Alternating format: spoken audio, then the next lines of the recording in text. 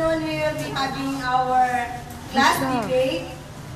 And we have here our Board of Judges, our ever-supportive school head, Sir William M. Sales, our subject coordinator in science, Sir Samuel Rosal, and our math coordinator, Sir Mark Bubungan. Okay, so before we will start the debate, I will now turn over the microphone to our moderator, Roland Rondina. Good afternoon, everyone. Our topic for our debate this afternoon is, are all bacteria is bad? Bacteria is a single-celled microbes. They constitute a large domain of prokaryotic microorganisms. Typically, a few micrometer in length. Bacteria have a number of shapes ranging from spheres to rods and spirals. Before we go to the introduction of the two teams, let me introduce to you the Board of Judges. Let's welcome Sir William M. Salas, our ever-supportive school head. Sir Samuel Rosal, the science coordinator. And Sir Mark Bubungan, our math coordinator. Now, the first speaker of the proposition team to introduce her teammates.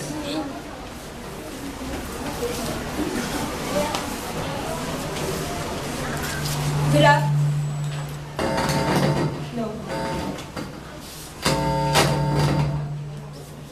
afternoon, everyone. Before I present our ideas, let me introduce to you my teammate. I will discuss the diseases caused by the bacteria. Elroy will discuss the bad effects of bacteria to man. Now I will discuss on the production of toxins by bacteria. Then, Romel will talk on the bad breath in the man caused by the bacteria. Then, John Lloyd will talk on the bad odor caused by the bacteria in leftover food. Then, Giselle will do the rebut and summarize the point. We, in the affirmative side, agree that bacteria are bad. They cause disease in animals, plants, and humans. The Center Disease Control and Prevention estimate 48 million people get sick yearly because from the bacteria, especially bacteria that came from food.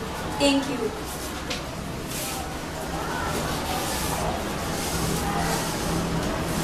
Thank you. Thank you, proposition team. Now, let's welcome the first speaker of the opposition team to introduce her teammates.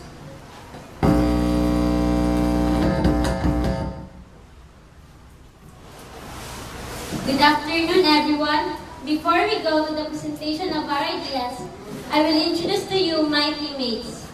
I will discuss on the action of bacteria in the intestines of man. Estelle will discuss on the bacteria as producers of antibiotics. Beverly will discuss on probiotics. Andrea will discuss in the action of bacteria in the mouth. Nika will discuss on the role of bacteria as decomposers.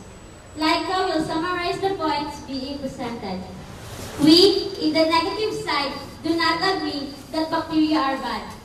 As the first speaker, I will discuss my point, that even bacteria are found in the food we eat. Everything that we eat passes through the intestine, where it is lined with bacteria that fight foreign substances, for example, the bifidobacteria, are intestinal bacteria found in the gut. They aid in treatment of diarrhea and ulcerative colitis. Thank you.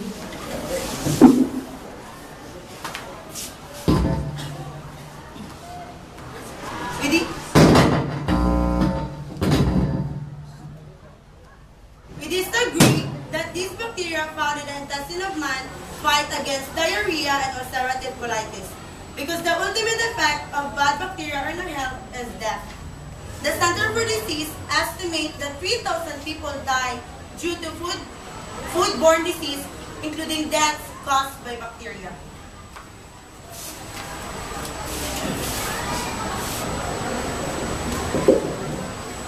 bacteria are sources of antibiotic that cure diseases. Example of antibiotic is streptomycin. Streptomycin is an antibiotic that is produced by a soil actinomycin that is active against many bacteria, such as gram-negative bacteria that causes tuberculosis.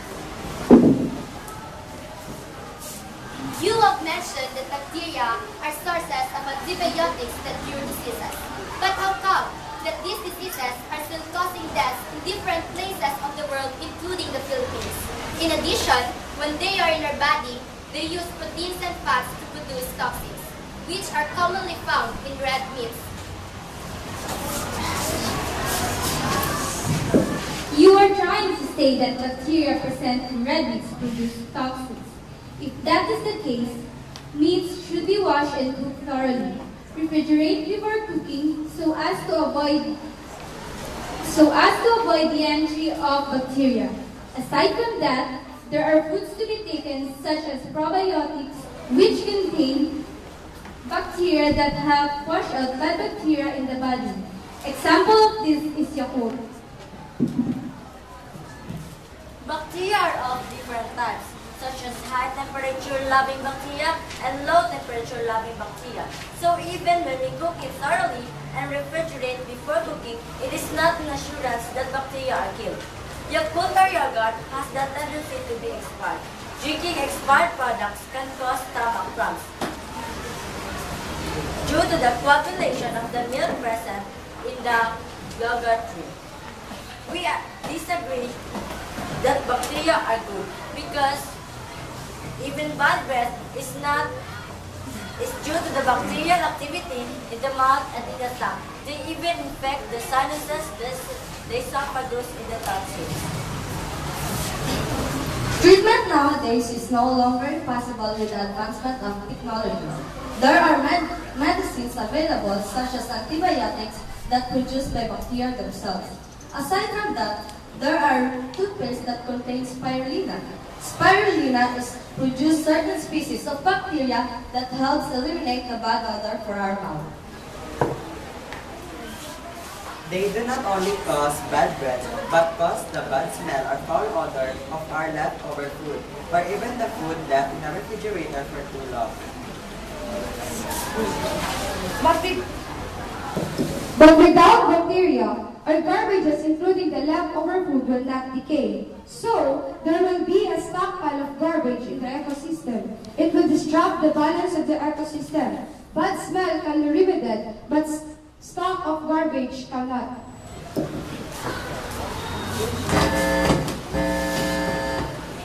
We, in the proposition team, agree that bacteria are bad, with the following reason. First, they cause diseases to man. Second, disease caused by them lead to hospitalization and even death. Third, they produce toxins in the body. Fourth, they cause bad breath. And lastly, they cause spoilage of food producing bad smell. So you were saying that bacteria are good. But why do people die due to the diseases caused by bacteria? Many people die because though they take medicines, these medicines contain chemicals that complicate with the patient's organs, which will eventually lead to death. Let me sum up our points. We beg to disagree that bacteria are bad because of the following reasons. First, bacteria help infection in the body. Second, they produce antibiotics. Third, they are useful in the production of food such as probiotics like Yakult. Fourth, the product they produce such as spirulina are ingredients of toothpaste that could eliminate bad breath. And fifth, bacteria help decompose waste. So you were saying that bacteria are bad, but don't you know that our human body cannot survive without bacteria? Our body can still survive even without bacteria. In fact, we have to eliminate bacteria in our body because they cause diseases. With the advancement of technology, even without bacteria, we can still survive.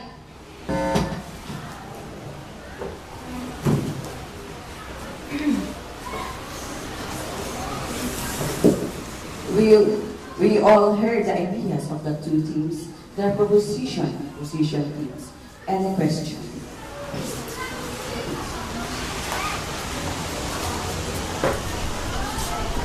For the opposition team, one of your members has mentioned that drinking Yakult can help facilitate digestion. Can you give other example of food that contains bacteria?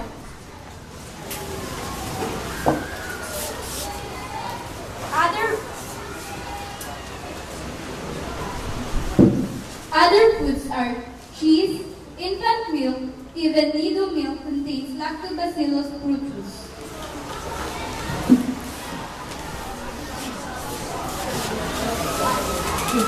I address this to the proposition team. Like what you said earlier, that bacteria can cause disease, so what precautionary measures are we going to do in order to avoid entry to the body? To avoid the bacteria to enter our body, we have to avoid eat expired food and spoiled.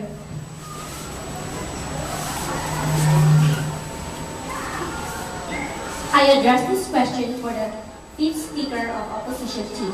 You have mentioned that bacteria help decompose materials. How do you know that the material is already decomposed undergoing decomposition?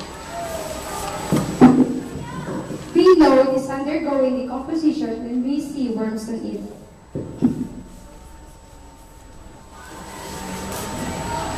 This question is for John D. Canor.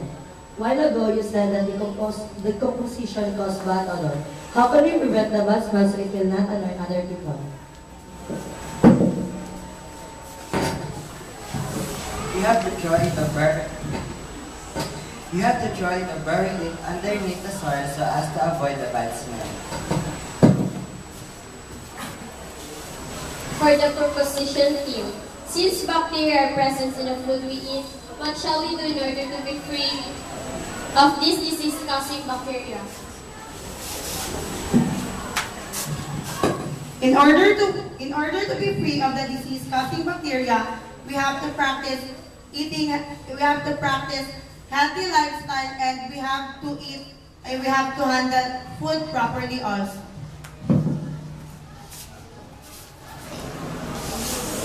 Thank you, proposition and opposition team. So, we have heard all the answers of the two teams. I hope you were satisfied and clarified with their answers. Just to sum it up, bacteria, like all things in nature, are associated with positive and negative. They are necessary to form and to maintain all forms of life, but have a capacity to destroy as well. Although we usually think of bacteria as being dangerous and the cause of human diseases, the truth is, bacteria can also be good, depending on the species and location. Certain types of bacteria usually play a vital role in the ecosystem, both inside our bodies and externally, and in the environment around us. This ends for our debate. That's all. Thank you.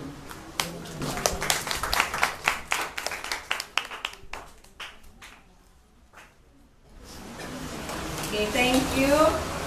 Thank you, proposition team.